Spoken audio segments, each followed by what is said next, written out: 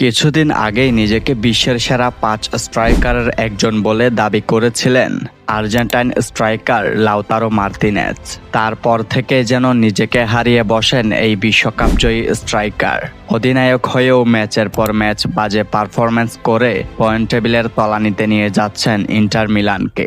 তবে inter Milan Lautaro মার্তিনেজের থেকে এটা কখনোই আশা করেনি। কালকেও ইউভেন্টাসের বিপক্ষে করেছেন বাজে পারফরম্যান্স।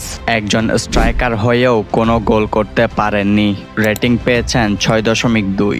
ইন্টার মিলানের হয়ে ১০ নাম্বার জার্সি গায়ে চাপিয়ে এমন পারফরম্যান্স কখনোই কাম্য নয়। দিনের পর দিন এমন পারফরম্যান্স করতে থাকলে ইন্টার মিলান থেকে নিজের জায়গাটা তিনি হারাবেন। তবে এবার প্রশ্ন, লাউতারো মার্তিনেজ কি পারবেন কামব্যাক করে আগামী ব্যালন ডি'অরের তালিকায় নাম লেখাতে? আপনাদের কি মনে হয়?